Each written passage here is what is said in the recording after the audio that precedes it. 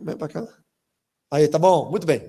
Bom, hoje eu quero estava pensando em nós falarmos sobre uma questão que fica muito em xeque, né? Tem muita gente que tem dúvidas, talvez vocês aqui nem tanto, quem sabe até tenham, mas muita gente tem dúvida e sempre me mandam e-mails e perguntam sobre o que acontece com a gente, o fim da nossa vida, né? O processo da morte, o que acontece imediatamente após a morte, e qual é a legalidade que os demônios têm sobre a vida das pessoas. Eu estava em São Paulo ministrando esse final de semana, né? Amanhã eu estou indo para o Pará, e uma irmã lá soltou uma pérola. Eu estava falando sobre ensinar os filhos sobre a morte e tal. Estava dando um exemplo do Mateus, desde que o Mateus é pequenininho, eu explico para ele que um dia eu posso sair para viajar e não voltar mais, e ele não deve ficar com ódio de Deus, com aquela mentalidade de que Deus matou meu pai, não é? Porque nós somos seres extremamente frágeis, né? Haja visto que tem gente que toma um tombo e morre, né? Bate a cabeça, morre. Teve acho que foi em São Paulo, o Vitor me disse que um rapaz estava lá no bar, né? Estava no bar, já tem uma legalidade espiritual, uma legalidade satânica perto. Estavam bebendo, mas crencou com o rapaz lá, o rapaz deu um empurrão nele, ele caiu de costas, bateu a cabeça no meio-fio, entrou em coma, ficou 5 dias em coma, morreu. Então, quer dizer, o cara saiu para ir no bar com os amigos, não voltou nunca mais, voltou em coma, já foi para o hospital e já morreu. Então, tem muita gente, tem muita confusão. E essa senhora, uma senhora lá em São Paulo, nesse seminário, ela disse, misericórdia, fala isso, Deus o livre, o senhor não vai morrer, eu não vou morrer, ninguém vai morrer. Então, você percebe que ela tem uma dificuldade em entender o natural, não é? E nós, como cristãos, nós temos que lembrar majoritariamente daquele texto de Paulo que diz que viver é em Cristo, automaticamente torna o morrer um lucro. Se nós vivemos em Cristo, para nós morrer é lucro. Mas óbvio que a gente não vai querer morrer, tipo, acordar de manhã cedo, aquela vontade de morrer, de vez em quando a gente tem isso, né? Eu não tenho, eu tenho vontade de comer toda manhã quando eu acordo. Não sei vocês, eu durmo pensando em comer no dia seguinte. Alguém tem isso ou só eu que sou doente? Você também tem? Ah, tem as pessoas normais aqui. A Francine acorda pensando em dormir. Eu durmo à noite pensando em acordar para tomar café expresso e comer. Incrível isso, né?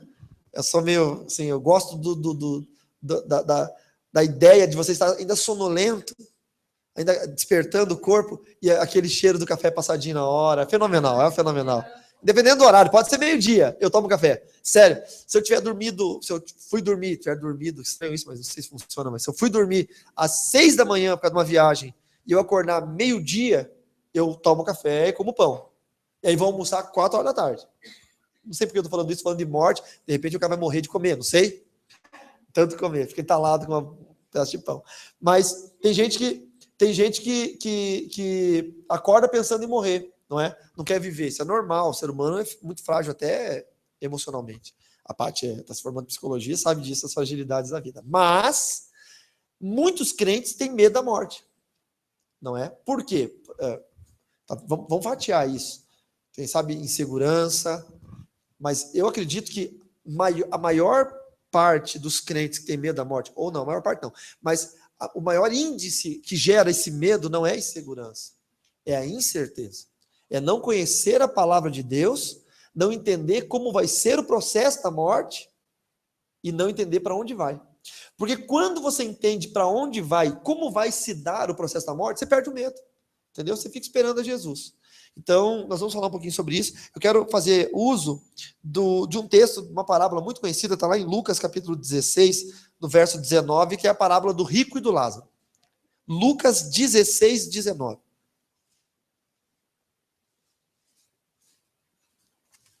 Isso aqui vai ser excelente para vocês, quando os amigos de vocês perguntarem, mas como é que faz? Depois que morre, reencarna, existe reencarnação, a alma penada volta, não é? Tem até a história de 2 amigos que gostavam muito de futebol, jogavam no mesmo time, e sempre conversavam depois do jogo, no vestiário, como é que é depois da morte? Lá tem campo de futebol no céu, né? Eu acredito que vai ter muita coisa no céu, o céu vai ser a terra restaurada, né? Daí eles combinavam, quem morrer primeiro volta para contar pro outro, conhece essa história? Aí o cara o cara morreu, aí voltou de noite, acordou ele, puxou o lençol dele e acordou, era a alma penada dele, né? Mas não existe, é só uma piada isso. Ele falou, fulano, você não morreu? Então eu voltei para te contar lá no céu, tem uma notícia boa, uma notícia ruim. Fala boa, tem futebol no céu. Ai, graças a Deus. E é ruim, você está escalado para o time de quarta-feira que vem. Tipo, você vai morrer. Mas o que acontece? Almas penadas não existem. O espírito morto não pode voltar.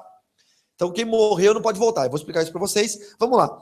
Livro de Lucas, capítulo 16, verso 19, diz assim: Ora, havia certo homem rico que se vestia de púrpura e de linho finíssimo e que todos os dias se regalava esplendidamente. Havia também certo mendigo chamado Lázaro, coberto de chagas, que jazia à porta daqueles. Não é o Lázaro, irmão de Marta e Maria, amigo de Jesus, que Jesus ressuscitou, tá bom? Esse Lázaro aqui, se não me engano, se não for um equívoco da minha parte, virou um santo na Igreja Católica, que diz que os cachorros lambiam as chagas dele e tal, e ele, não é? Eu acho que é isso que é o São Lázaro, não o Lázaro que Jesus ressuscitou. Enfim, a história de Lázaro que Jesus ressuscitou é muito linda, porque a Bíblia não fala quando ele morreu de novo. Só fala que ele morreu e Jesus ressuscitou. E não conta a próxima morte dele, né? Então, esse dia atrás, eu estava numa igreja, entrou um senhor que aparentava ter uns 525 anos, eu pensei, pode ser Lázaro. A Bíblia não conta quando ele morreu. Quem sabe não morreu nunca mais, não sei, depende, ele está com 2000 e poucos anos, está indo nas igrejas visitar. Quem está assistindo na internet, balela minha, claro que Lázaro morreu. E desejava alimentar-se das migalhas que caíam da mesa do rico, que era o que os cachorros comiam, né? Ou seja, ele estava se colocando numa posição inferior à dos cachorros. E até os cães vinham lamber-lhe as úlceras. Aconteceu de morrer o mendigo e ser levado pelos anjos para o seio de Abraão. E seio de Abraão é uma linguagem alegórica, tá? É chamada de alegorismo, é uma forma de interpretação do Novo Testamento que os gregos usaram depois até para falar, para criar filosofia. A filosofia, a matéria de faculdade hoje, ela é pautada em cima do alegorismo, desse tipo de interpretação. Então, o seio de Abraão significa o céu, onde os crentes que morrem ficam guardados. No inferno, e aconteceu que o mendigo, morreu também o rico e foi sepultado. Ok, agora sim, verso 23. No inferno, estando em tormentos, levantou os olhos e viu ao longe Abraão e Lázaro no seu seio. Então, clamando, disse: Pai Abraão, tem misericórdia de mim e manda Lázaro que molhe em água. Deixa eu pegar aqui, virar a página. E molhe em água a ponta do dedo e me refresque a língua, porque estou atormentado nesta chama. Disse, porém, Abraão: Filho, lembra-te de que recebeste os teus bens em tua vida, e Lázaro igualmente os males. Agora, porém, aqui ele está consolado, tu em tormentos. E, além de tudo, está posto um grande abismo entre nós e vós, de sorte que os que querem passar daqui para vós, outros não podem, nem os de lá passar para nós. Então replicou: Pai, eu te imploro que o mandes à minha casa paterna, porque tenho 5 irmãos, para que lhes dê testemunho, a fim de não virem também para este lugar de tormento. Respondeu Abraão: Eles têm Moisés e os profetas, ouçam-nos. Mas ele insistiu: Não, pai Abraão, se alguém dentre os mortos for ter com eles, arrepender-se-ão. Agora veja que interessante. Abraão, porém, lhe respondeu: Se não ouvem a Moisés e aos profetas, tampouco se deixarão persuadir, ainda que ressuscite alguém dentre os mortos. Entenda que não está falando que o morto voltaria a falar. Ele teria que voltar a viver, tá bom? Então, esse texto é muito bacana. E ele suscita algumas dúvidas que as pessoas têm medo até de pensar. Eu acho que o processo do crescimento do cristão é pensar acerca das coisas que a Bíblia nos diz. É criar esse hábito de pensar. A gente é muito preguiçoso, né? Nós trabalhamos o dia inteiro, porque o culto deveria ser 6 horas da manhã. Entendeu? Embora fosse difícil. Deveria ser a primeira atividade do dia, que a tua mente está aberta para você aprender. Mas o culto normalmente é a última atividade da semana. Então, passou o ser humano a semana inteira sofrendo, pensando, calculando, né? Tirando daqui para colocar ali, dando um jeito nas coisas. Chega no domingo na igreja, ele só quer descansar. Ele quer uma palavra mastigadinha, que venha ao encontro do meu coração e que me fale alguma coisa bem felizinha e eu volte para casa relaxado para começar uma segunda-feira de luta de novo. E a gente transformou a igreja num spa emocional e até mesmo espiritual, que nos traga um pouco de refrigério, porque a gente não quer pensar. E muitas vezes eu ouvi pessoas dizendo: pastor, eu gosto muito de ouvir sua mensagem de vez em quando, mas eu não conseguiria ser sua ovelha. Por quê, irmão? Porque o senhor dá muitas informações e tem que pensar demais. E eu volto para casa com a cabeça desse tamanho, pensando. Tá? Se você não entendeu bem, eu vou traduzir numa linguagem mais coloquial o que essa pessoa disse. Pastor, eu prefiro ser burro do que crescer e ser um crente inteligente. Foi isso que ela quis dizer. Então, pensar é obrigação de um cristão, porque o diabo nunca vai te enganar quando você pensar. Essa parábola diz o seguinte: morreu um rico e morreu um pobre. Não é esse o fator de seleção de Deus. Pobre vai para o céu e rico vai para o inferno. Esse é o padrão de seleção do comunismo, não é? De domínio de massa para fazer manobras, extorquir o povo. Mas o padrão de Deus é que aquele que não se deixa levar pela riqueza. Tem muita gente milionária e humilde, e muita gente pobre e soberba. Só que nós confundimos. Por quê? Porque nós invertemos valores de palavras. Tem a professora, nossa Maria Beatriz, a professora de português, e ela sabe que sinônimos são palavras que têm o mesmo sentido, embora sejam elas diferentes. Mas humildade e pobreza não é a mesma coisa. Humildade e pobreza significa a mesma coisa? Mas se eu falar que eu vou na casa de um irmão humilde, o que vocês vão pensar? Automaticamente, pobre. Eu vou lá na casa daquele irmão. Eu fui na casa de um irmão, uma casa bem humilde. O que você vai pensar? Por que humildade virou sinônimo de pobreza? É o engano do inimigo. Você entendeu? Eu conheço muito rico, humilde, e muito pobre, soberbo. Então, o padrão de seleção não é riqueza ou pobreza. É estar na presença do Senhor em humildade ou não estar em soberba. Quantos entenderam? Então, o rico era soberbo e o pobre era humilde. Deu sorte. Poderia ser o inverso. O pobre morreu, o Lázaro, e foi direto para o seio de Abraão, linguagem alegórica, para o colo de Deus, para um lugar de descanso, de proteção. Uma criança recém-nascida no seio da mãe ou do pai, seio não é peito, tá? Aqui o colo. Ele vai descansar e vai dormir. Em momento algum você vê o Lázaro falando no diálogo. O Lázaro é citado, mas ele não cita a ninguém, porque ele está dormindo, ele está apagado. Quando nós morremos, nós entramos num período de esquecimento. A memória jaz no esquecimento, tá bom? Que nós vamos ver no livro de Eclesiastes. Deixe marcado Lucas um pouquinho, tá? Lucas 16. E abra sua Bíblia em Eclesiastes. Eclesiastes está ali, Salmos, Provérbios, Eclesiastes. No capítulo 9.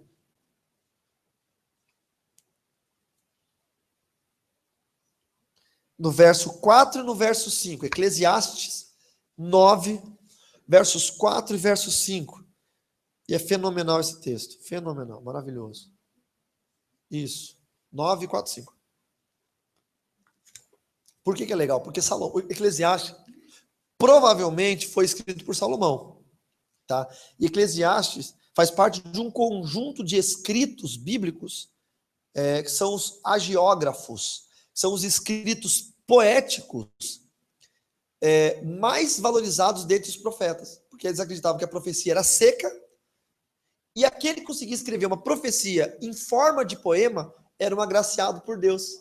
Então, Cantares, Eclesiastes, Salmos, não é? São pessoas que foram agraciadas por Deus. Salmos foi escrito por Davi, foi escrito por Moisés, não é? Tem um salmo que foi escrito pelos filhos de Coré, por Asaf. Então, são salmos que são pessoas agraciadas por Deus.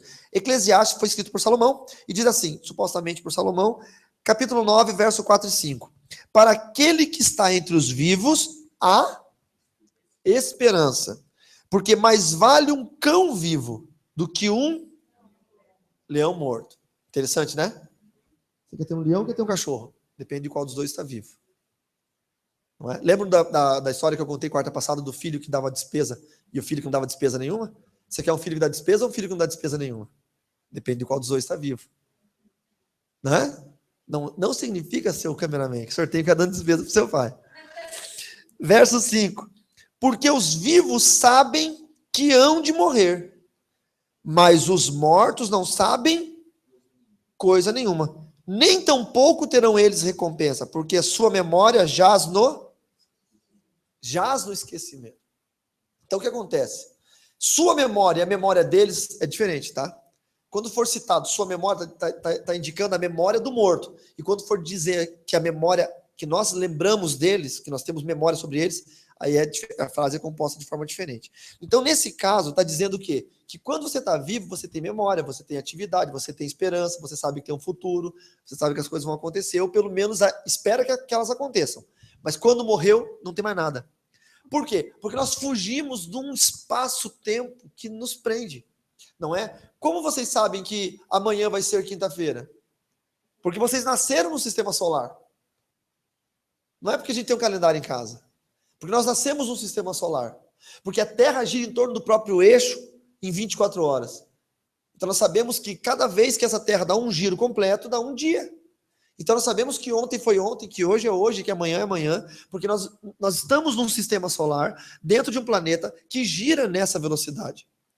E nós sabemos que o mês que vem é mês que vem, porque essa Terra gira em torno do Sol em 365 dias do ano e 6 horas. E de 4 em 4 anos, 6 horas completam mais um dia. É um ano bissexto, 366. Então, nós estamos dentro de um complexo esquema de espaço e tempo. Nós sabemos que 1 metro é mais ou menos isso aqui. Alguns dizem que é um passo. Eu nunca acreditei, porque tem uns caras que têm as pernas maiores, uns caras têm as pernas menores. Um passo de um anão é tipo 30 centímetros, né? Não vai ser 1 metro. Mas, enfim, que um passo é mais ou menos isso aqui. Por quê? Porque a luz viaja no espaço a 300 mil quilômetros por segundo. E uma fração, a menor da divisão da luz, é 1 metro. Aí foi gerado o sistema métrico. Sabe-se que o metro é 1 metro porque conseguiu medir uma fração da luz. E essa menor fração da luz é 1 metro. Então o que acontece? No mundo espiritual não há luz. Por quê? Porque não há estrela, não há sol, não há fonte de luz. Então não há metro, se não há metro, não há metragem, se não há metragem, não há distância. E logo, se não há distância, não tem o que se percorrer, porque não há distância. E também não há terra, rotação, translação. E se não há terra, logo, não há minutos, segundos, dias, meses, anos. Também não há ontem, nem hoje, nem amanhã. Então isso é a eternidade. A partir da hora que nós morremos, nós desencarnamos, o termo parece espírita, mas na verdade é isso, porque o espírito está em nós. Quando o espírito se desprende, está lá em Eclesiastes capítulo 12, o espírito volta para o corpo volta para o pó como era, e o espírito volta para Deus que o deu. Esse desprendimento de espírito e matéria faz um processo interessantíssimo, que nos desliga da matéria, do mundo físico, e a consciência espiritual, o espírito humano, entra no ambiente espiritual, que não tem tempo, que não tem distância, e que o Senhor nos recolhe, por quê? Porque senão nós ficaríamos flutuando no universo espiritual. Então o Senhor nos recolhe, e aqui no texto alegórico de Lucas diz, seio de Abraão. Imagine um balão cheio de gás, aqueles que flutuam. Seríamos nós, perdidos por aí, igual o padre baloeiro, que um dia subiu nos balãozinhos, ficou perdido por aí e nunca mais voltou. Nunca mais. Aí o que acontece? Deus vai, pega o balãozinho do Carlos Rivas, quando o Carlos Rivas morrer, que é o espírito, e vai, cata ele e fala assim, vem cá, eu vou guardar você até que eu restaure a terra. E aí eu te devolvo numa terra restaurada, que está lá em Apocalipse, capítulo 21, que vai ser a nossa terceira aula do mês de maio. Em maio eu vou falar sobre salvação. Primeira quarta-feira de maio vai ser como se conquista a salvação. Segunda quarta-feira de maio, perde salvação. Uma vez salvo, sempre salvo. A doutrina do calvinismo não é salvo para sempre. Há predestinados, a predestinação existe. Tem gente que foi predestinado para ir para o inferno. Nós vamos falar sobre tudo isso. Na terceira quarta-feira eu vou falar sobre a restauração, a volta de Jesus, tá? Então vai ser a terceira e a quartas-feiras vão ser sobre fim do mundo, escatologia, volta de Jesus, os sinais do tempo, os 4 cavaleiros do Apocalipse, a batalha do Armagedon. Vai ser demais, hein?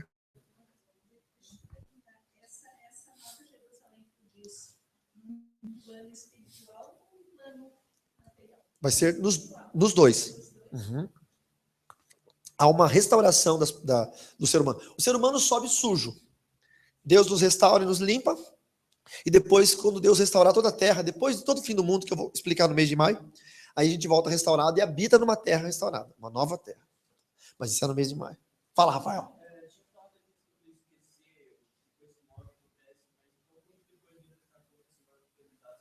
Não vai prestar conta. Por isso que na primeira quarta-feira de maio, quarta que o senhor não falte. Porque na quarta que vem nós... Não dá nó não. Nós vamos desamarrar os nós, em nome de Jesus.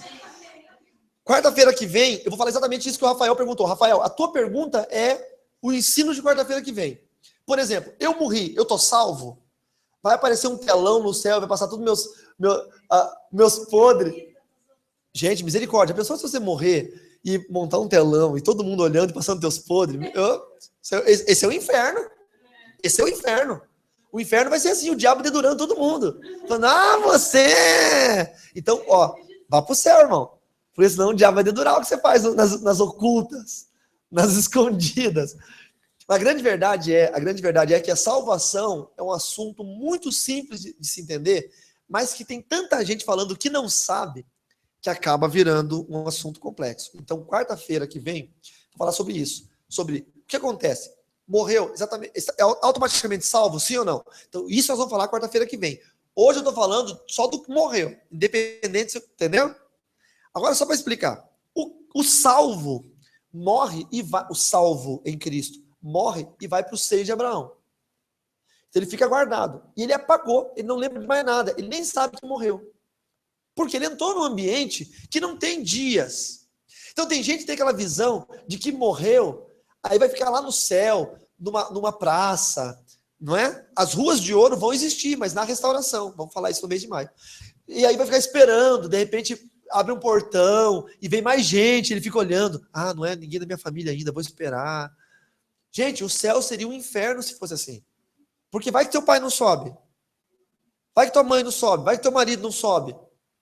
Entendeu? O filho. Você sabe a história da mulher que morreu, né? A mulher morreu. Chegou no céu, tinha um anjo no portão. E o anjo, história verídica.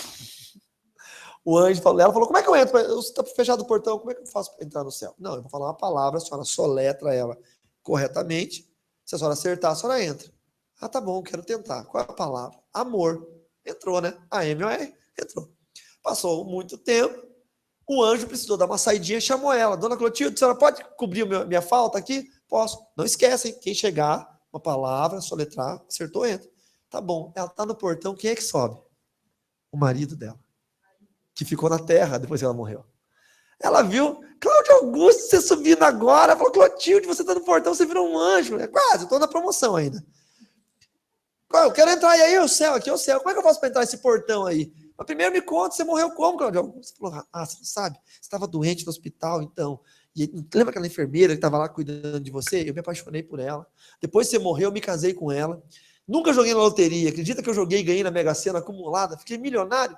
Comecei a viajar o mundo. Aproveitei tudo. Até que um dia eu estava esquiando com a minha nova esposa na Suíça, caí no esqui, quebrei o pescoço, morri e estou aqui. Agora me fala, como é que eu entro aí? Ela disse, Cláudio Augusto, é muito simples. Eu vou falar a palavra para você. É só você soletrar certinho. Se você acertar, você entra. Ele disse, eu quero tentar. E ela falou, a palavra é Arnold Schwarzenegger.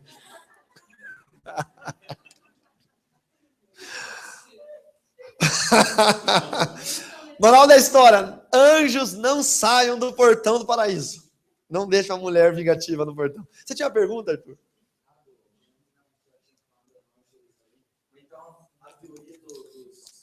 Testemunho de Jeová. Isso daí é... não esqueçam que a Testemunho de Jeová é uma seita, tá? Não esqueçam que Testemunho de Jeová é uma seita. Um dia eu vou tirar uma quarta-feira só para falar sobre seitas, tá bom? Diferença entre seita e religião. Mas, assim, só dando uma pinceladinha rápida, seita é toda aquela igreja, religião, que usa o nome de Deus ou de Jesus ou a Bíblia como regra de fé, mas que usa adendos. Por exemplo, a Bíblia é o livro deles, mas eles mudaram textos da Bíblia. Ou tem um outro profeta da seita que também tem livros que são tão aceitos como a própria Bíblia. Então, isso é considerado uma seita. A gente não pode mais falar seita, né? A gente tem que falar, é um nome difícil que inventaram, que é sincretismo apologético. Por quê? Porque é a diferença do pensamento de defesa religiosa, que é a apologia, né? Apologética é isso. Mas, enfim, então eu posso pegar um dia só falar sobre isso, tá? Mas seguindo o nosso entendimento, o texto de Eclesiastes diz que para os vivos há esperança, para os mortos não há nem esperança nem recompensa, porque a memória deles jaz no esquecimento. Então, por que a memória jaz no esquecimento? Porque a pessoa nem sabe que morreu. Porque a hora que... Tá entendendo? O cara que desmaiou. Alguém já desmaiou? Aqui, eu já desmaiei, arrancando dente, doando sangue. Eu sou bem molengão, assim. Quanto tempo vocês ficaram desmaiados? Você sofreu um acidente, né? Tá, e aí? É. Então, meu filho, não lembra porque você desmaiou. Como é que foi? O que você lembra? Antes do desmaio e depois do desmaio?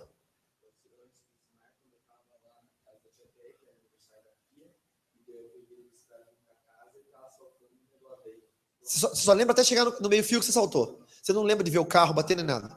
Tá. E depois do acidente, você lembra o que mais? Não, o que você lembra? Em casa. Nem no hospital, nem nessa... Então, você teve uma experiência... Não. Você teve uma experiência dessa amnésia, não é? Que é um apagão, entendeu? Até porque o cérebro faz isso para preservar, né, a pessoa por causa do trauma. Mas, entenda bem, o período que você bateu a bicicleta no carro, até quando você acordou em casa, depois para o hospital e tudo, esse período é a experiência de morte. Não que você morreu e voltou, não é isso. Porque o seu sistema biológico está funcionando. Mas a mente é uma experiência de morte. Quando a pessoa morrer, é mais ou menos isso. Mas nem saber o que está acontecendo. O primeiro morto da Terra, da humanidade, nós não sabemos quem é. A gente sabe quem é o primeiro assassinado, né? Que é Abel. Né? O primeiro homicídio foi Caim matando Abel. Vamos supor que Abel foi o primeiro morto? Pode ser que não, porque a gente não sabe depois que eles nasceram se alguém morreu de uma doença, caiu no buraco e tal. A gente não sabe, porque a Bíblia não conta isso. Mas o primeiro assassinado nós sabemos que é Abel. Abel morreu lá milhões de anos atrás. Tá? Porque esses 5.800 anos de período bíblico cronológico é pós-noídico, é depois do dilúvio, depois de Noé. Então, do período noídico até o período regredindo, né, antinoídico até o período adâmico, ou seja, de Adão até Noé, não tem contagem. Pode ter passado milhões de anos. Por isso que a ciência mostra ossadas de dinossauros. Eu, no Museu de História Natural em Londres, eu encostei numa ossada de dinossauro. Estava escrito lá, não encoste. Mas eu sou brasileiro, entendeu? Se o cara falava, você não sabe ler, eu falava, não entendi, entendeu? Eu encostei para ver se era osso mesmo. É uma ossada de dinossauro, Tiranossauro Rex tem lá. Então, existiram esses animais que se extinguiram. Mas existiram quando? Em qual período? Muito provavelmente no período antinoídico, antes do dilúvio. Estão entendendo? Que foram milhões de anos. Milhões. Essa história que o carbono 14 data milhões de anos é mentira, tá? Carbono 14 consegue datar até 20 mil anos. 20 mil anos. De 20 mil a 30 mil anos passados, já não tem mais clareza na datação. Atrás disso não tem mais. Esse negócio que pegaram um fóssil, dataram ele no carbono 14, 2 milhões de anos, é balela. 20 mil anos é o máximo que o carbono 14 pode datar, que é uma forma mais moderna de datação de artefatos arqueológicos. Pois bem, então existiu isso aí. Então imagina, milhões de anos atrás teve o primeiro homicídio, milhões de anos atrás morreu o primeiro homem, Abel. Vocês acreditam que ele nem sabe que morreu ainda? Porque para ele não passou nem um segundo ainda. Porque um segundo só passa aqui na Terra, enquanto o Sol gira, a Terra gira em torno do Sol, a Terra gira em torno dela mesma. Quando ele desencarnou, olha o termo aí, né? Quando ele desprendeu da matéria, ele se desprendeu dessa obrigatoriedade astrofísica. E o espírito ficou fora dessa obrigatoriedade, dessa prisão astrofísica que nós vivemos, de ontem, hoje e amanhã. Então ele nem sabe que morreu ainda. Então essa história de que minha avó já morreu e está lá no céu me esperando, mentira. Entendeu? Ó, boa. Eu já vi gente, né? Meu pai já morreu, mas eu sei que ele está em algum lugar me olhando. Seu pai, se ele morreu, salve, ele está roncando no colo de Jesus. Ele nem sabe que morreu ainda. E o mais incrível vai ser que o dia em que Jesus vier buscar a igreja, o que a Bíblia fala? Os mortos ressuscitarão primeiro.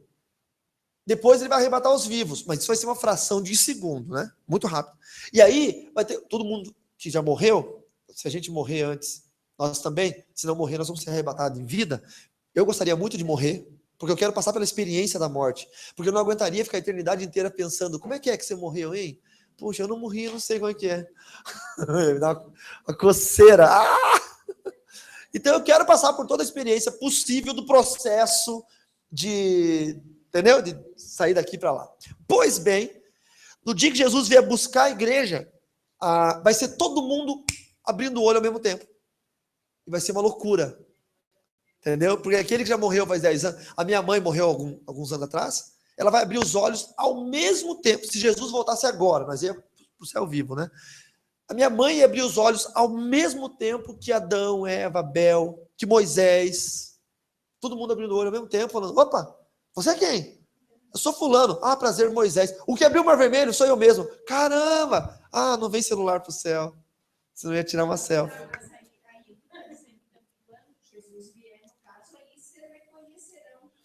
Supostamente, né? Mas acho que não. Acho que não. Até porque, foi uma piadinha só, né?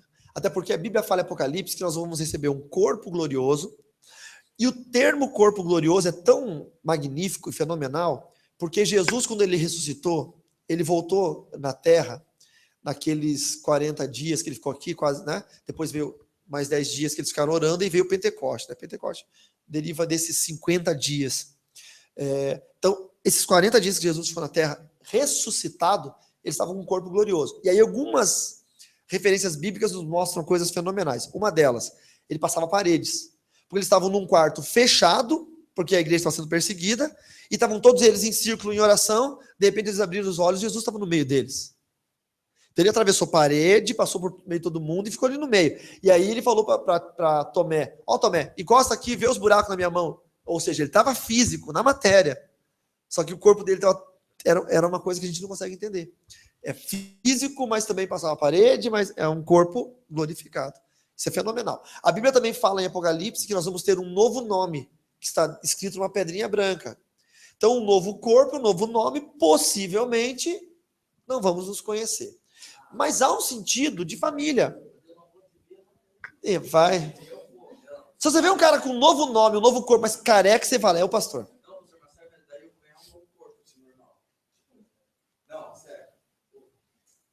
Por quê? Não, porque o novo. Ó, deixa eu explicar. Agora, digo eu, não o Senhor. Vou dizer a minha interpretação disso.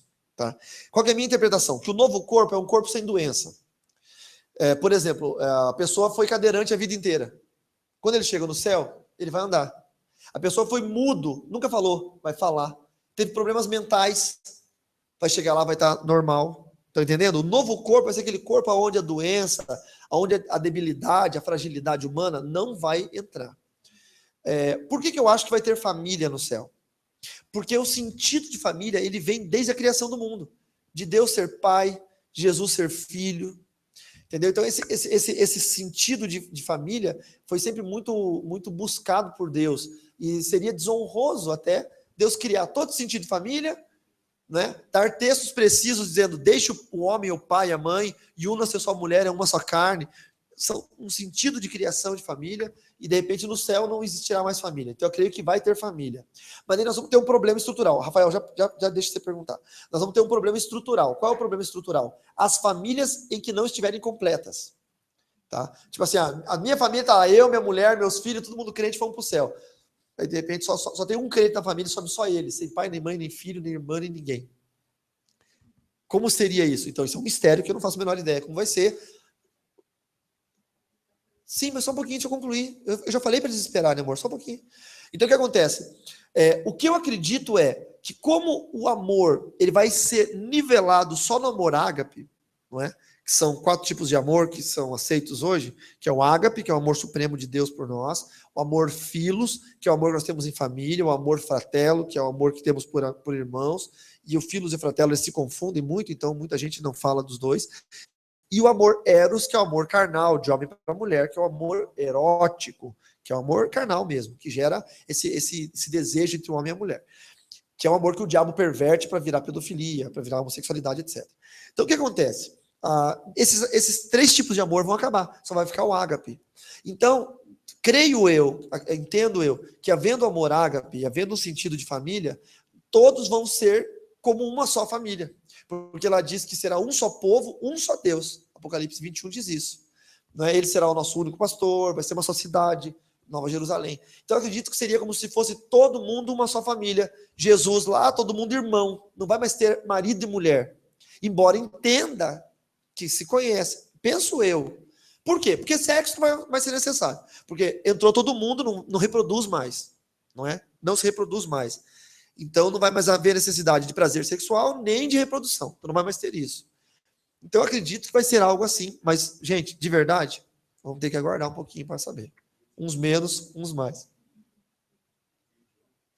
O idioma, não sei, mas português não deve ser. Cláudia, já respondi, né? Rafael, já respondi também. Vocês são muito parecidos com os meus alunos do CETIB. O que acontece no CETIB? São 21 horas de aula. Então, são 21 aulas de 1 hora. Na primeira aula, que é de tricotomia básica, espírito, alma e corpo, eles querem perguntar tudo sobre demônio, sobre pombagira, sobre chucaveira. Gente, vai chegar uma aula de demonologia. Eles querem saber sobre tudo. Aí eles ficam afoitos. A primeira aula quase não dá para dar aula, porque eles ficam só perguntando. Aí quando chega na 20ª aula, eles falam, nossa, tudo que eu perguntei na primeira foi ensinando no curso. Então, tem que esperar falar, porque a resposta vai vir automaticamente junto com o ensino. É assim. Vamos num outro texto, por favor. Deixa eu pegar meu celular para ver o horário. Hebreus capítulo 9. Meu celular não, meu relógio. 9h15, meu Deus, como passou rápido. Eu tenho que ir para Pará amanhã, cara. Vocês vão ficar em casa de boa. Amanhã amanhã minha esposa vai viajar cedinho, vai para casa da mãe dela e do pai dela passar o feriado, ela e Matheus lá. E eu vou ficar em casa sem carro, sem cachorro, porque o meu cachorro já está no hotel, e sem almoço. Por favor, alguém de vocês me convide para almoçar amanhã, mas tem que me buscar de carro em casa. E vou ter que estar 2 horas da tarde no aeroporto para pegar meu voo para o Pará, por favor, alguém. O Diego vai me levar. Então o Diego vai me levar. Eu preciso de almoço, alguém se comprometa aí, mas tem que me buscar. Ou eu vou de bicicleta. Não, eu vou de bicicleta. Amarradão. Vamos lá, minha bicicleta lavadinha, dá para subir na casa de vocês aí. Ô, tia Teia, podia ser na sua casa amanhã, né? Senti de Deus agora, sim, não sei porquê. Eu senti agora. Olha, me arrepiou. Me arrepiou. Sabe por quê? Porque aquele dia a senhora falou bem assim, mas a tua bicicleta tu deixou onde? Eu falei, não, eu vim de carro. Porque a senhora me viu entrando de bicicleta. Era uma profecia para o que vai acontecer amanhã. Eu vou de bicicleta lá. É de Deus, igreja. Amém. Você já liga pro Tito. Fala, Tito, não sei onde é que você tá. Vai comprar bife, que o pastor quer comer bife amanhã. E liga pra tia Fia pra fazer um pudinzinho assim, ó. Porque ela fez um pudim de 8 quilos. Não. Quem tá na internet assistindo fica pensando, o que esses caras estão falando? Gente, é piada interna aqui de Chapecó, tá? É família. A minha família é chapecoense aqui. Jesus só falava de comida, né? Onde ele parava, ele assava um peixinho, dividia um pãozinho. Só uma água em vinho. Onde ele parava, ele fazia uma... ele ficou... Nenhum de nós ficou 40 dias, né? É verdade. Se alguém aqui ficar 40 dias, tem direito de ficar distribuindo pão e assando peixe. Senão, não tem direito. Hebreus 9, eu já até me perdi na que eu estava. Francine, qual que é o texto? Produção. 9:4? Não, amor, não. Hebreus não. É para frente, amor. É 9:24, né? Veja aí. Produção. Onde é, produção? Aqui, já achei, produção. Obrigado. 9:27. Tá, o diretor está falando aqui no ponto. 9:27. Hebreus capítulo 9, verso 27. Hã? Agora é 9:20 no horário, mas é o Hebreus 9. Gente, ó, vocês viaram já a atenção do estudo. Vocês estão felizes, né?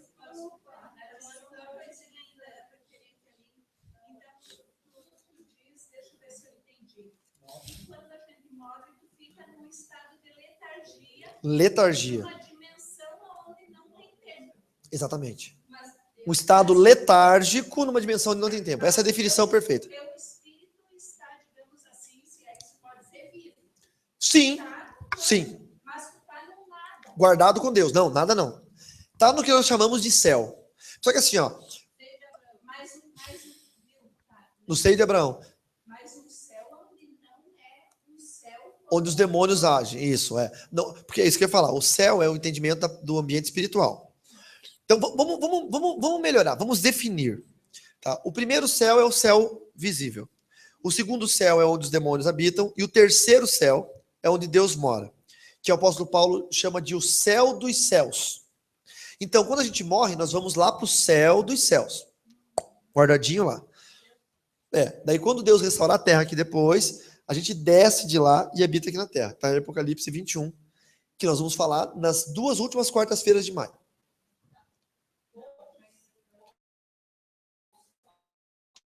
Todos os crentes. Gente, eu quero chegar nos ímpios, mas não estou conseguindo. Eu vou chegar lá. Rafael. Então, eu vou chegar nos ímpios. Hebreus 9, 27. E assim como aos homens está ordenado morrerem uma só vez, vindo depois disso o juízo. Assim também Cristo, tendo se oferecido uma vez para sempre para tirar os pecados de muitos, aparecerá segunda vez, sem pecado, aos que aguardam a salvação. Então isso aqui é a palavra que diz que Jesus voltará para buscar os salvos. Então Jesus não vai buscar os ímpios. O arrebatamento se dará para os salvos. Que aí nós vamos falar na quarta que vem sobre quem são os salvos. Qual é a premissa de salvação? O que eu preciso ter, exercer, exercitar, viver, ser também, para ser salvo. É agora que eu vou falar. Chegamos lá, graças a Deus. Não, mas ótimo, gente. Que maravilha. Esse debate teológico, esse debate de entendimento que às vezes falta nas nossas igrejas, não por falta dos nossos pastores, por erro deles, é porque não tem como fazer isso num culto. Já pensou um culto? Não tem como, Tem, tia Teia. Tem, mas tem preguiça de falar. Eles têm, às vezes, têm preguiça. Eu tive a vida toda e tive preguiça a vida toda. Brincadeira, nunca tive preguiça de falar da Bíblia. Elaine não, Jacira. Letícia, isso. Que bom, Letícia, que bom. A irmã vai traduzindo ela, por favor, tá? A senhora é intérprete. Viu? Vamos para os ímpios agora. O que acontece? O crente morreu, está salvo. Deus o recolhe no seio de Abraão. Ele fica no estado letárgico, porém vivo espiritualmente, aguardando o dia da segunda vinda de Jesus. Vivo dormindo, apagado, letárgico. Não sabe o que está acontecendo.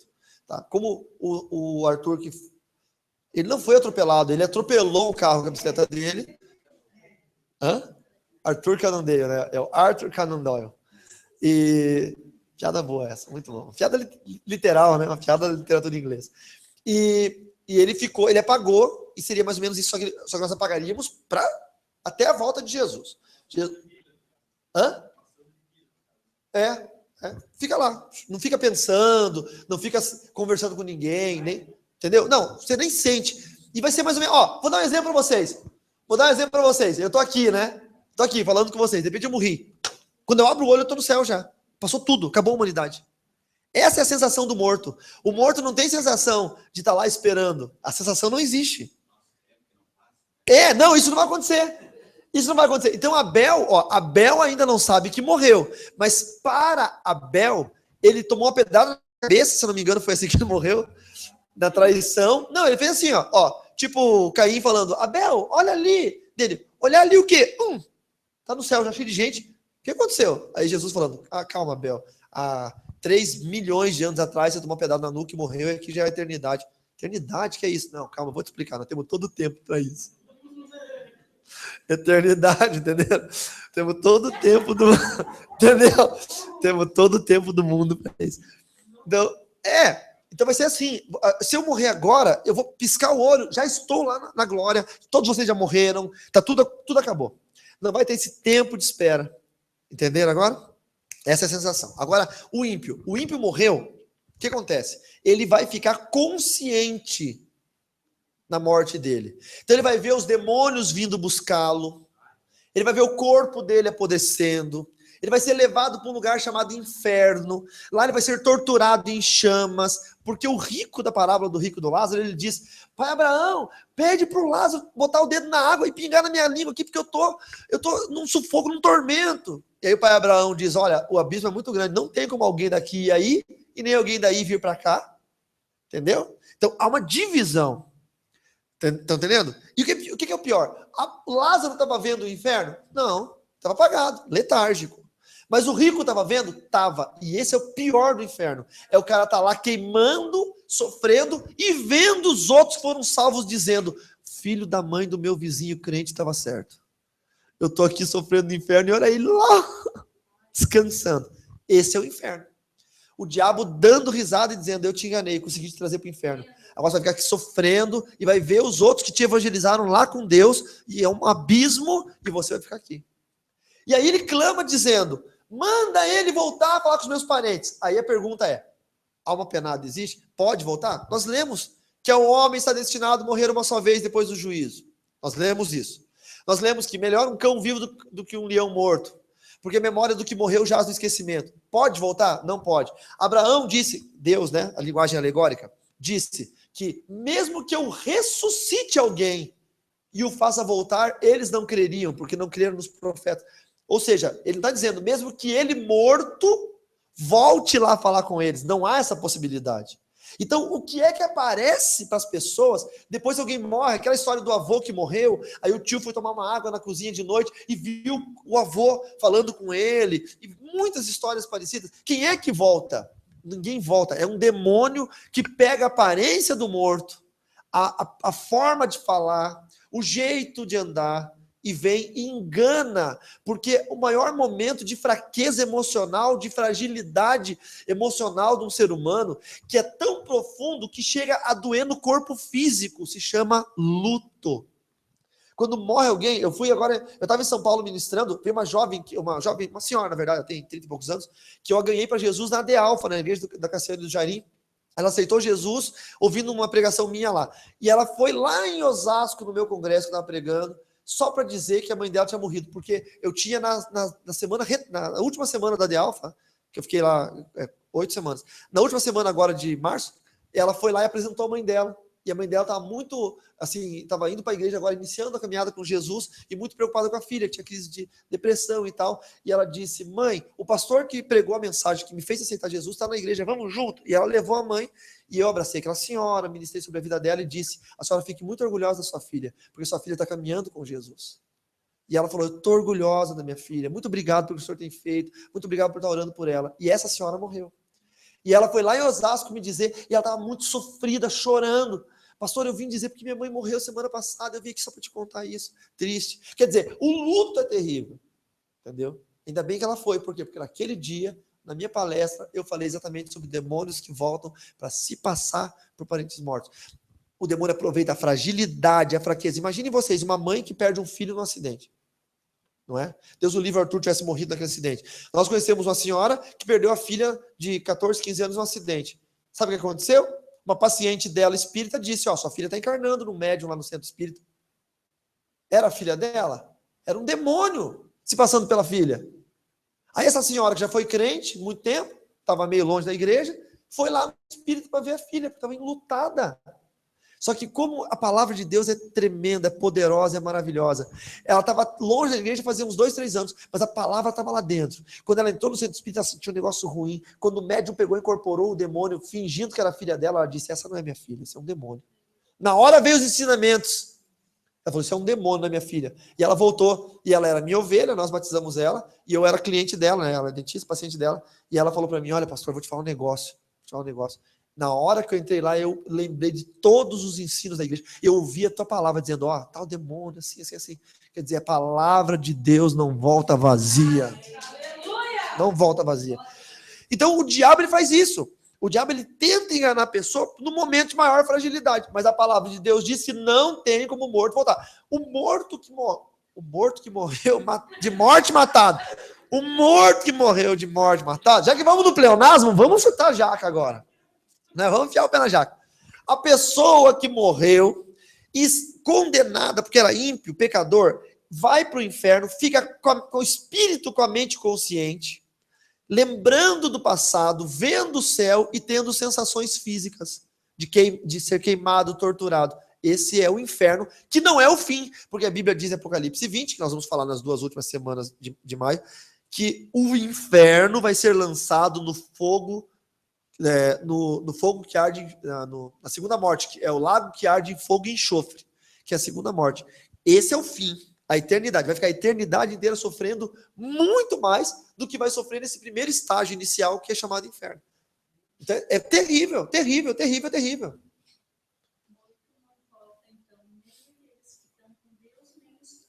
Muito menos, nenhum nem outro. Os infernos vão só sofrer mais ainda.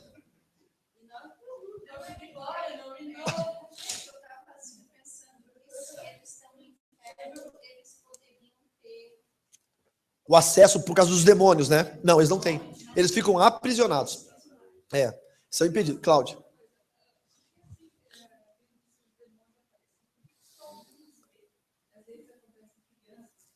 Não, crianças normalmente, elas têm mais sensibilidade em ver o mundo espiritual do que adulto, né?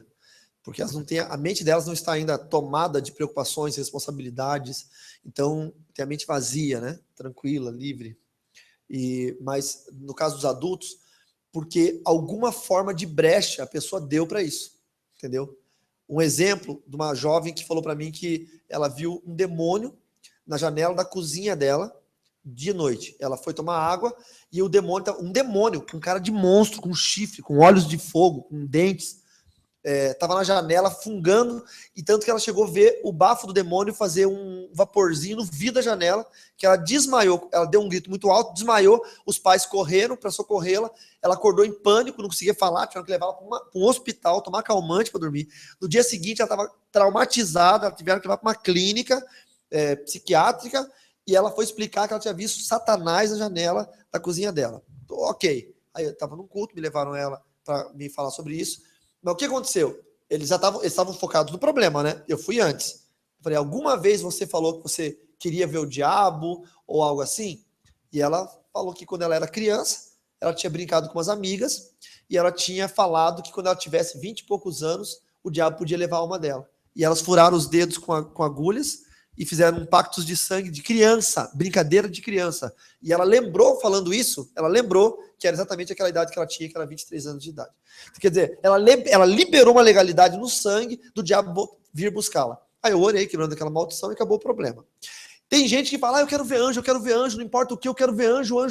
Demônios também são anjos, só que são anjos caídos. Gera uma legalidade. Tá? E outras pessoas, a pessoa morreu, e aí a pessoa fala, não, eu quero ver de novo, eu não vou viver sem a pessoa, né? Não consegue se desprender. O luto é complicado. A parte da faculdade deve estar aprendendo sobre luto, né? Ou já aprendeu, não sei. Mas o luto é complicado. Então aí acaba gerando uma legalidade para o demônio vir. Só, Rafael, você já vai falar. A coisa mais linda que eu vi, fora a experiência que eu tive muito forte, né? Que minha mãe morreu nos meus braços. Então acho que foi a experiência mais marcante que alguém pode ter, é ter a mãe nos braços, morrendo, o meu ouvido esquerdo no peito dela, ouvindo o coração dela parar, e sentindo que ela estava indo com Deus, porque eu tinha evangelizado ela e ganhado ela para Jesus algumas horas antes. Mas a cena mais linda foi quando meu pai na fé morreu ano passado, o Dili. Aí foram levar o cortejo para o cemitério, nós ficamos lá, e aí o pastor, um homem, talvez, não sei se muito simples, não sei, estava fazendo as coisas meio assim, avoado, foi meio conturbado o velório. E aí ele chegou e falou assim, vamos abrir o caixão, para eles verem o Dili por último, tal. Deu um advogado que é amigo da família, que foi ovelha do Dili, assim, né, foi filho na fé do Dili, falou assim, o senhor não acha que o senhor deveria perguntar para a esposa, para a dona Yolanda, que é a viúva primeiro? Ah, sim, claro, Yolanda, vamos abrir o caixão para fazer a última despedida ao nosso irmão Dili que faleceu. Daí a dona Yolanda olhou para ele e falou, não, pastor, não precisa abrir o caixão, porque o Dili não está mais aqui. O Dili já está nos braços do Senhor. Esse aqui só é o corpo que vai voltar para o pó, porque o Dili já voltou para Deus. Foi a cena mais linda que eu vi na minha vida. Que é a certeza de ser cristão, a certeza de que aquele corpo não é mais o marido dela, que o marido dela está nos braços de Jesus, que aquele corpo ali vai virar comida de minhoca. É certeza. Que é a certeza que eu tenho. Que eu vou perder os meus entes queridos se eu ficar mais velho e todo mundo for morrendo. Vou perder. É aquilo que eu falo. Eu tenho um pai que tem 76 anos. Entendeu? Que a qualquer momento alguém pode me ligar e dizer, seu pai faleceu, seu pai morreu. Vou fazer o quê? Vou me desesperar? Vou chorar, vou ficar triste, é óbvio. Não é? Mas vou me desesperar, vou fazer igual aquela viúva que o marido morreu, ela ficou gritando, eu quero morrer também, me leva junto, não é? Aí quando desceu o caixão, ela caiu junto, começou a gritar, me tirem daqui. Aí, como assim? Você acabou de dizer me leva junto, agora caiu, me tira daqui? Não é? Desconexa. Eu desmaiei. Não, irmã, eu não queria amaldiçoar o pastor, eu queria que ele morresse, é diferente. Não, é diferente, irmão. Rafael, você tinha uma pergunta. Vai lá.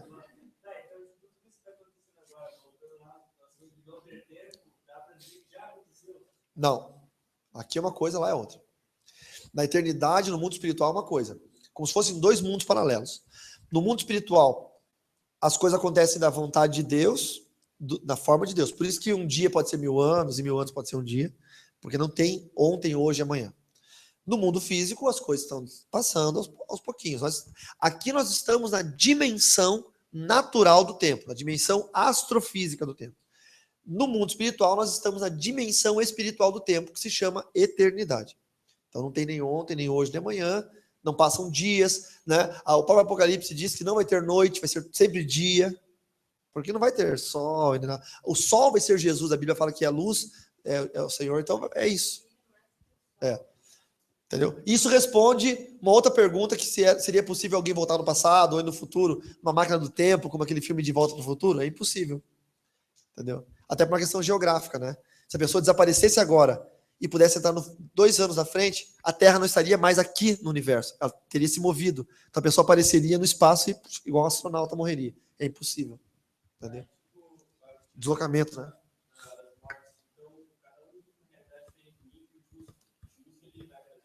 E fica guardado por Deus apagado. O ímpio vai para o inferno e fica sofrendo até o final da eternidade. Não tem final da eternidade.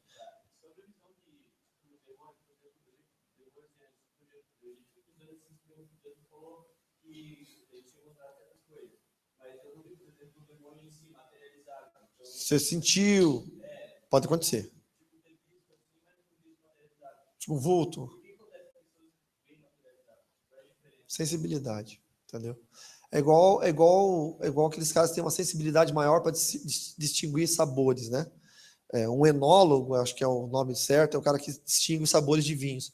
Ele bebe lá 10 tipos de vinho e ele sabe dizer que tipo de uva, safra, se tem adição de algum sabor, né? Um barista, que é um especialista em café, ele consegue ver se o café é floral, é trufado, blá, blá, blá. Tem gente que toma café, e outro toma vinho, vinho, não consegue distinguir. Há uma sensibilidade natural do ser humano, nesse caso sensorial, né, gustativo, para definir esse tipo de sabor, definir esses chamamos de buquês e tal. Agora, no mundo espiritual a mesma coisa, tem gente que tem uma sensibilidade, mas também há a permissão de Deus. Por exemplo, a pastora Francine sempre teve medo de ver demônios, essas coisas. Deus nunca permitiu que ela visse. Nós já passamos por batalhas juntos, eu lutando com demônios materializados vendo, e ela me vendo lutar no ar e não vendo o demônio.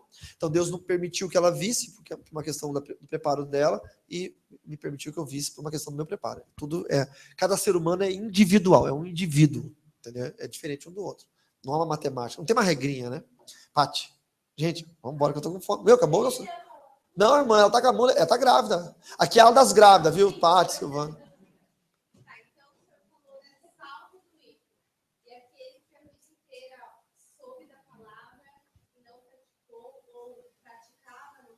Foi pro inferno, ele está no grupo dos ímpios.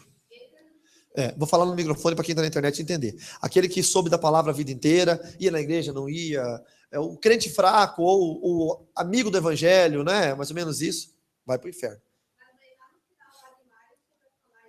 Não, no primeiro domingo. Não.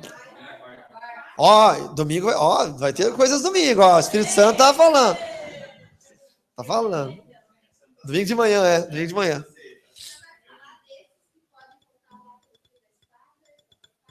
Podem voltar lá pelo fio da espada.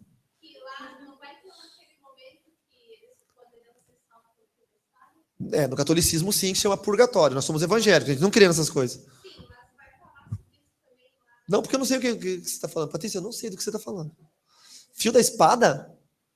Hã? Linhas interpretativas. Terá uma chance? Não. São linhas totalmente erradas e equivocadas. Não há chance depois da morte. Então, a salvação ela é dada enquanto vivo. Entendeu? A partir da hora que a pessoa morreu, acabou. Ali é o fim. Então, a pessoa morreu. Não há uma chance entre o período da morte e o período da salvação. Por quê? Porque não há tempo. É o que eu acabei de falar. A pessoa morreu, fechou o olho, abriu, já está lá no céu ou já está lá no inferno. Não há esse espaço de tempo que haveria de ter uma chance aqui. Não existe. Entendeu? Mas é uma teoria conformista, talvez por algum teólogo que distorceu a verdade, distorceu a palavra de Deus, mas é interessante, eu não sei qual é a linha, talvez seja do que você crê ou alguém te ensinou. Interessante seria você procurar alguém que te ensinou sobre isso, pedir onde está na Bíblia, e a linha interpretativa bíblica disso. Por quê? Porque a palavra de Deus, ela é muito fácil de você mudar as interpretações. né? Eu sempre falo isso. Tem gente que pega o texto de Jesus transformando água em vinho e fala que pode beber. Mas a Bíblia nunca mostra Jesus bebendo. Não é?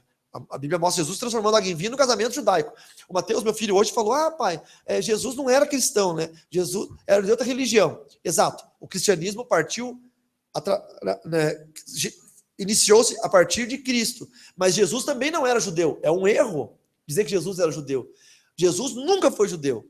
Por quê? Se você pegar o histórico de Jesus, ele nunca cumpriu nenhum rito judaico. Nem o caso de lavar as mãos para comer, ele cumpriu.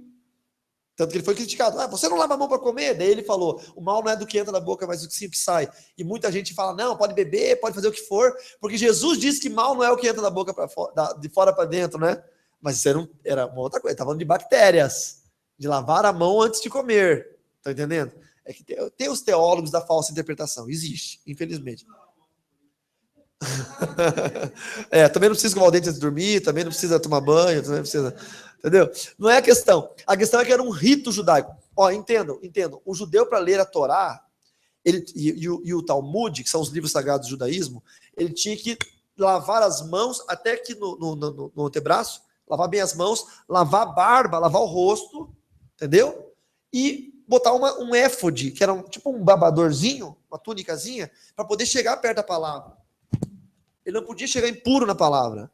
Entenderam? Então Jesus não fazia isso. Jesus entrava no templo, sentava na cadeira de Moisés e abria o livro de Isaías. E todo mundo, mas tu não faz isso. Porque ele nunca foi judeu. Agora, a confusão sobre Jesus ser judeu ou não, e vai ter gente na internet que vai me criticar, por quê? Porque tem muito crente que ama o judaísmo. E eu respeito a opinião de vocês. Só que eu digo que é um perigo. Por quê? Porque o judaísmo não crê em Jesus. Para o judaísmo, Jesus não é Deus. As obras, as festas judaicas e os símbolos judaicos foram abolidos pelo apóstolo Paulo. Eu posso fazer um culto de estudo bíblico só sobre isso. Tá? Foram abolidos. O apóstolo Paulo disse: não façam isso. E hoje em dia, e nunca mais aconteceu. A igreja apostólica compreende, o Pentecoste há 90 anos depois de Cristo, até a morte de João, nunca usou símbolos judaicos. A igreja primitiva, que são dos discípulos dos apóstolos, nunca usou símbolos judaicos. Começou agora, faz 5, 6 anos, virou modismo as igrejas usar símbolo judaico, pastor com talit, com kippá, menorá, estrela de Davi. Isso é um modismo, mas a Bíblia nunca ensinou isso. A Bíblia cristã ensina cristianismo, não símbolos judaicos. Estão entendendo? Então, Jesus nunca foi judeu. Jesus morava num país que era um país judeu, porque o judaísmo na época era religião, governo e lei. Estão entendendo? É como hoje o Estado Islâmico. Ele entra num país cristão, está repreendido em nome de Jesus, domina o país e obrigatoriamente todos têm que ser muçulmanos. Quem não for, morre. E muita gente fala: não, sou muçulmano, para não morrer. Entendeu? Então, num país judaico, da tribo de Judá, né, Belém e tudo mais, Jesus nasceu na capital da tribo de Judá. Jesus nasceu em Belém. Então, ele era judeu por ter nascido na tribo de Judá. E não judeu como o apóstolo Paulo, que foi treinado por Gamaliel, um mestre da sinagoga judaica. Entenderam? É isso aí. Tá? Então, tem muita gente que confunde. Não, Jesus usava talit, kippá. Quem disse? Quem disse? Entendeu? Os judeus perseguiram Jesus porque ele era contra a religião judaica.